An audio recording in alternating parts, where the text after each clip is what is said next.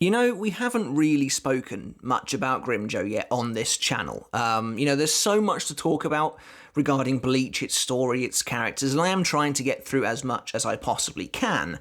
And I feel like as far as the ultra-popular characters go, GRIMMJOW is one of the more glaring omissions. So I wanted to rectify that today. This is not going to be a full-on character analysis, that's obviously coming later on down the line, and I do have a couple of ideas for GRIMMJOW videos in the future. For example, comparing him to Bazby, looking at the two resident hot-headed bad guys of their respective massive story arcs and seeing who fulfilled that role better. But in this video, I wanted to do kind of more of a light-hearted, shorter video looking at GRIMMJOW'S evolution throughout Bleach, and basically posing you the question, does GRIMMJOW change at all?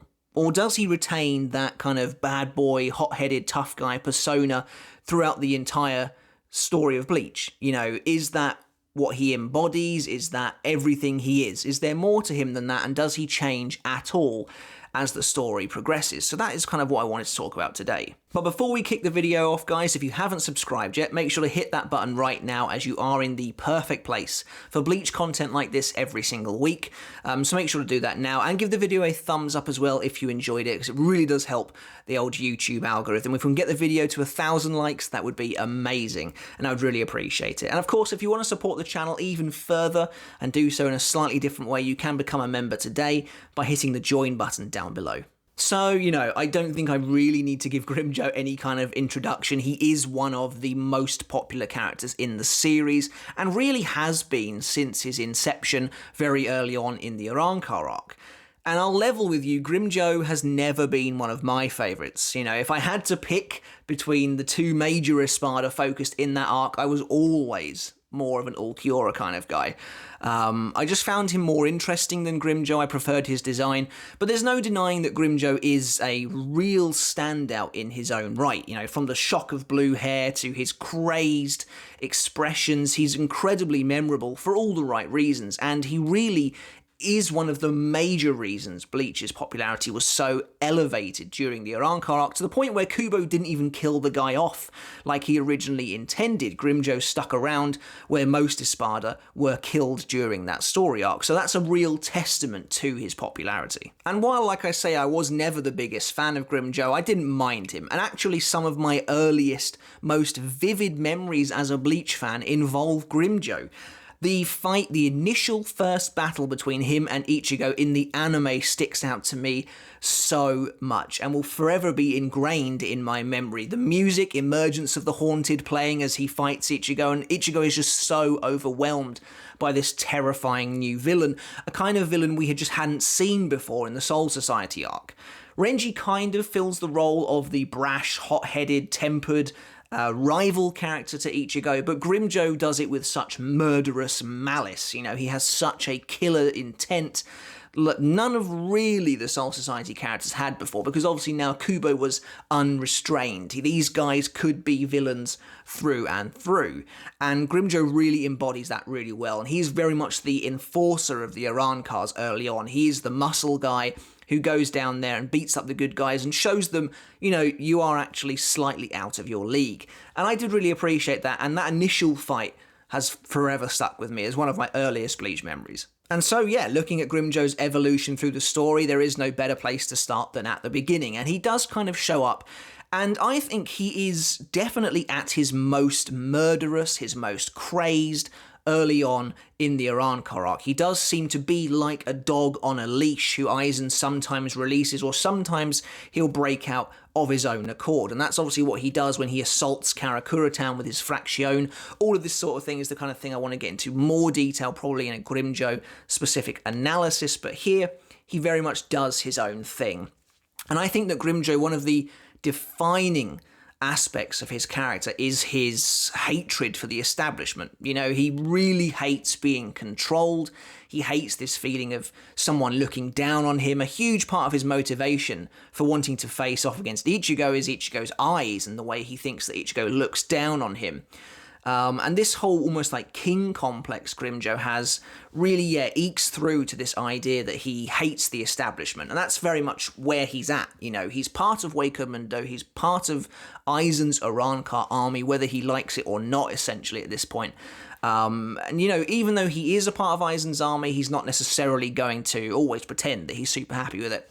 You know, he's openly defiant nearly all the time. This puts him on the on a bad relationship with characters like Tozen, who obviously cherish order over chaos, and GRIMMJOW really is chaos over order. So at the very start of his tenure in the story, GRIMMJOW immediately breaks out into an argument with characters like Ulquiorra and Yami about the fact that they failed to kill Ichigo during their initial mission to Karakura. And so GRIMMJOW basically takes his own squad of Arrancar, going over Aizen's head, and attacks Karakura himself in a brazen display of going against the rules. And Aizen himself, of course, you know, we've talked about Tozen and Ulquiorra. They're both those kind of characters are stoic, statuesque beings who do value order over chaos. And Aizen's an interesting mix of the two. Aizen, on the surface, professes to love order. You know, he loves order. He's all about making sure everyone has their tea on time while he enacts his villainous schemings. But undeniably, behind the curtain, Aizen loves chaos, as long as he's the one orchestrating it. So even though GRIMMJOW goes off the chain, you know, numerous times, this is not something that Aizen necessarily condones inwardly anyway. And it's a really interesting dynamic seeing GRIMMJOW going against the grain in the way he does. But obviously his first meeting with Ichigo is pretty incredible. Like I said already, it's really stuck with me ever since seeing it. GRIMMJOW is brutal, unflinching, and we don't even see any of his power. He doesn't even draw his Zanpakuto in that first fight. You know, he's about to use it, and then Tozen arrives. And this is GRIMMJOW at his purest, this first battle in Karakura Town. This is him completely crazy. In the manga, you know, you get multiple close-up shots of his face with just this wide, maniacal grin. And, you know, I think this is probably the GRIMMJOW that most people fell in love with before we got a chance to find out more about him. Just this initial first impression is very powerful. And so regarding GRIMMJOW'S evolution through Bleach, this first touch point with the character is everything we have to measure him against moving forwards. This is the bar that has been set. And in my opinion, GRIMMJOW'S evolution is subtle but definitely there. If I were to ask you the question I posed at the start of this video, does GRIMMJOW change throughout Bleach?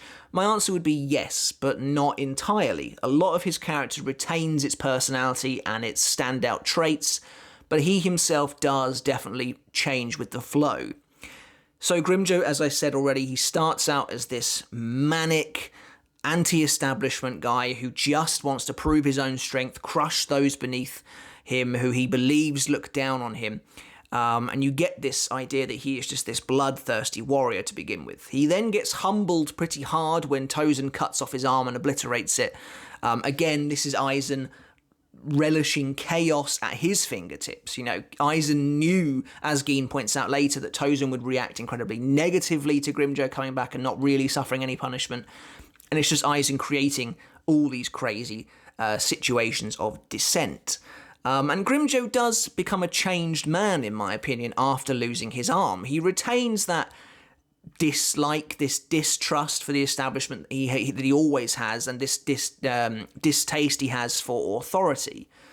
But he's slightly more quieter about it. I think he's definitely more reserved. You know, the next time he meets Ichigo, he seems slightly more off balance.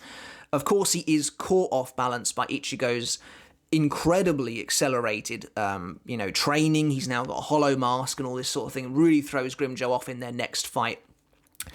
And I think it's a good fight. I think it's eye-opening. It shows you already how their relationship is changing. You know, in the initial battle, when GRIMMJOW invades Karakura Town, there's very little talk. And basically GRIMMJOW attacks Rukia almost out of the blue, and then he fights Ichigo, and there's very little discourse between the two of them. But here, this fight starts out more traditionally, with a little bit of back and forth between them. Ichigo even asks him, "What happened to your arm?" And GRIMMJOW, not wanting to show weakness, says that he himself discards it because he doesn't need it to defeat Ichigo. But obviously that's a lie.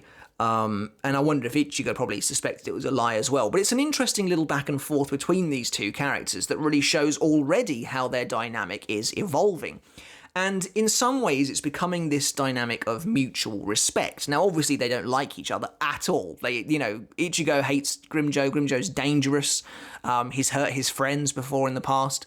And GRIMMJOW is starting to see Ichigo as an unwanted equal, I would say, because GRIMMJOW obviously wants to be king. That's what his entire backstory is about. But Ichigo is pushing him to his limits, and in this fight, GRIMMJOW does actually use his sword. GRIMMJOW's Resurrection Pantera is really teased by Kubo, and it takes ages to finally get there. He's about to release his Zanpakuto here, but then Ulquiorra stops him at the very end of their fight. And obviously, GRIMMJOW gets humbled even further during this battle. Not only does Ichigo kick his ass before his mask breaks, but Shinji shows up and then customarily does the exact same thing again. So GRIMMJOW gets pretty badly tossed around here. What's also really cool about GRIMMJOW is that he has this kind of primitive way of looking at fighting, maybe even more so than characters like Kenpachi. Like, I love the way when Ichigo successfully strikes him with a Getsuga at the end of their first battle, it creates a horrible burn on GRIMMJOW's chest, and he keeps that as almost like a reminder that Ichigo is the one who damaged him in that way. I think that's a pretty interesting little character trait of GRIMMJOW's. And it kind of, in my opinion, feeds into this almost like this honor system that GRIMMJOW has that you really see more during their next encounter. But I think GRIMMJOW comes to view Ichigo and his friends in a slightly different way when things start getting shaken up in Hueco Mundo. Obviously, Luffy being appointed the 6th Espada once GRIMMJOW has been demoted is a huge blow to his ego, and it's Aizen, again, sowing discord between his subordinates. And eventually when GRIMMJOW is reinstated into that role and he kills Luffy, it's thanks to Orihime that he's able to do that. He then goes and saves Orihime from Loli and Menoli.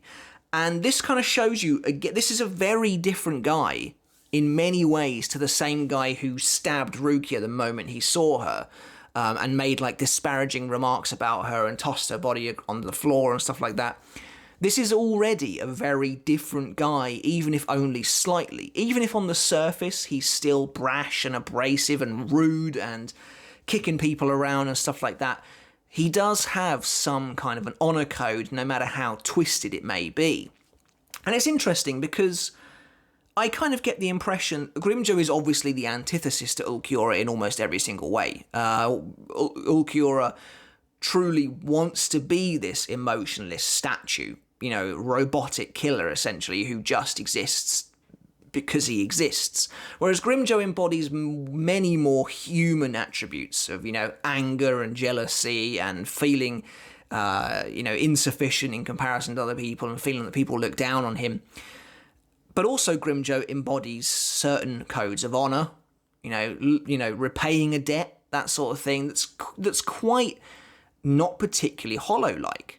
And of course, the Arrancar arc in general, going deeper and deeper into Las Noches, is all about analysing and understanding what it truly means to be a Hollow, and what it truly means to be a human in comparison to that. That's a big point of the Ichigo versus Ulquiorra fight, is what does it mean to be a Hollow, and what does it mean to be a human? But I also think GRIMMJOW is included in that. Because I think Kubo wants us to initially see GRIMMJOW as this vessel for the animalistic drive that Hollows have.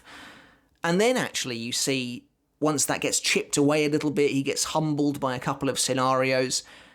There is good in GRIMMJOW, putting it very lightly. He says that he only saves Orihime because she A, helped him out, and B, because he then wants her to do something for him. But the key thing is that he did actually save her.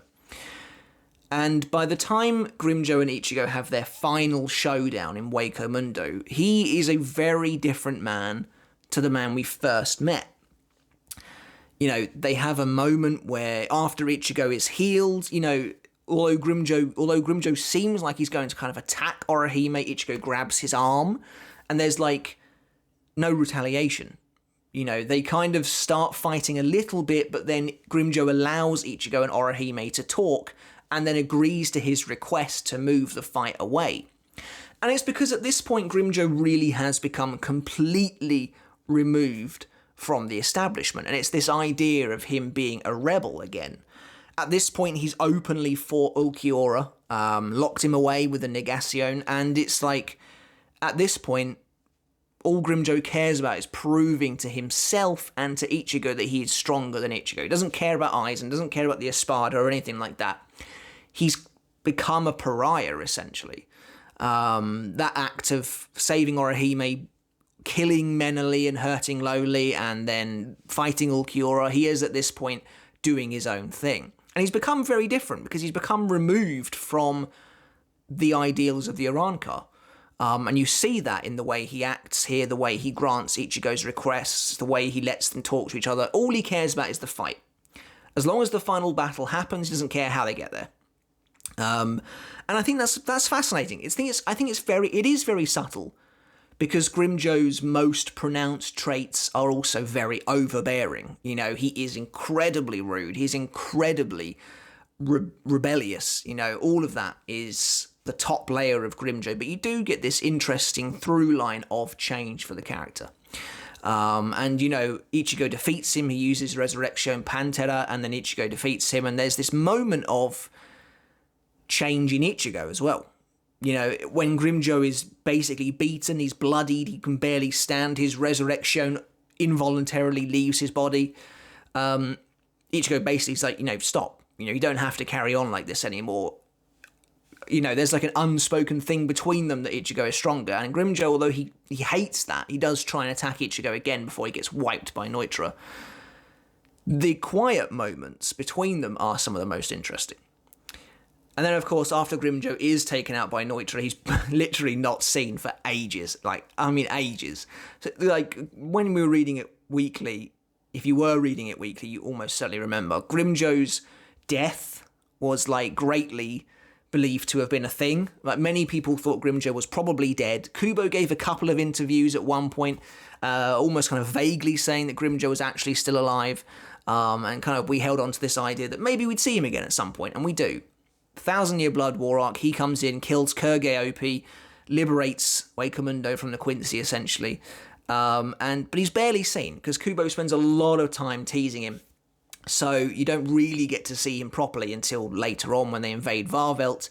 And again, he's changed even more than he once was. He is a different guy. He still is, as I mentioned before, on the surface, the same dude. Like, he still wants to attack Ichigo. He still wants to fight Ichigo. He's all about proving his strength to those around him. When Nell says to him, you know, you need to keep quiet because you're 6 and I'm 3, Grimmjow's like, Aizen's not around anymore. Those numbers don't mean anything. And if we fight right now, I will show you that you're wrong. And he's preparing to fight just about everyone. So on the surface, he's still the same, but it's really surreal seeing Grimmjow sitting there just kind of chilling out in Yukio's box next to Ichigo, and Ichigo's like, so why'd you swap sides again? And Grimmjow's like, well, I haven't swapped sides, but if this Yuha guy gets what he wants and Wakemundo's destroyed, I won't have anywhere to fight you. And, you know, that small smile of Ichigo's is like a thinly veiled, I get what you're saying, but I appreciate the help. You know, and it's like, it's very unspoken between the two of them. And I think Ichigo and Grimmjow have this great rivalry between them. It is a good relationship, and I kind of wish that Kubo had brought Grimmjow back a little bit earlier so that we could capitalize on that. But Grimmjow himself does seem more mature now. The post-time skip look, his new clothes and everything reflect that he has at least changed somewhat. You know, the physical changes reflect the slight changes with him. But Grimmjow is in many ways still the same guy. There's no getting around that. He leaps at Askin without even thinking, giving it a second thought. But he is, again, shown willing to cooperate with Kisuke in one of the most fascinating partnerships we actually get out of the 1,000-Year Blood War arc. You know, you've heard me say it a million times. One of my favourite things about the final arc is the way it brings together so many different characters from so many different races, partnerships and pairings you never expected to see, and Urahara and Grimmjow is up there, but it's awesome and I wish we got more of it. But they work together to defeat Askin. You know, this incredibly dangerous opponent who is, you know, fighting on even ground with Kisuke's Bankai, only gets defeated because Kisuke thinks ahead and actually enlists Grimmjow, and Grimmjow comes through for him. So, yeah, I think Grimmjow does change. And I think it's subtle, but I think it's definitely there. The major changes happen in the sort of between around the second fight with him and Ichigo and the third fight. That's all the kind of big development for GRIMMJOW.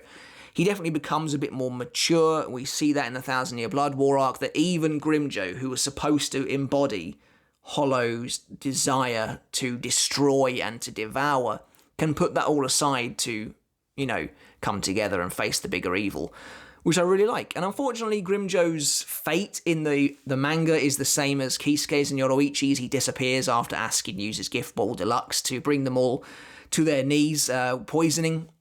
Heavily implied Neliel rescues him. And then, of course, in Can't Fear Your Own World, we know that GRIMMJOW is still alive. He's featured fairly heavily in that story. And although I haven't read the whole thing yet, I've read enough to see that that change is still there. It's really cool and weird seeing GRIMMJOW act as like almost like a diplomat at the end of the war. I love seeing him there with like Harabel and Neliel talking to serious bigwigs in the Soul Society, Ichibei and Shunsui. I think that's really cool stuff. And, you know, GRIMMJOW's involved in a lot of fights in Can't Fear Your Own World. I'm looking forward to... I've seen a lot of people asking about a review for this. It's definitely coming. I'm making my way through it. I haven't read the whole thing yet. But I love seeing this change in GRIMMJOW. And I think it's really cool that Kubo did keep him alive in the end. Like I said, never one of my favourite characters, but I love seeing villains survive in Bleach, and I think it's something he should have done more, Askin. But yeah, GRIMMJOW, it's great to see him still around, and that change is definitely evident in him, and I think he does become more subdued overall. But what made people fall in love with GRIMMJOW in the first place is still there. In the character, and I think that's awesome to see. But that's pretty much it for this video on GRIMMJOW'S evolution through Bleach. I hope you enjoyed it. Let me know in the comments below, guys, whether you think GRIMMJOW changed at all during Bleach's storyline, or if he remained the same guy that he was from the start of the Arrancar arc. Like I said, I think he has changed. I think it's very subtle. He's become more subdued. But what we know and love about GRIMMJOW remains on the surface. Alright guys, but if you haven't subscribed yet already, make sure to do that now. Become a channel member to support me even further. I'd really appreciate it. And until next time, I'll catch you later. See you then.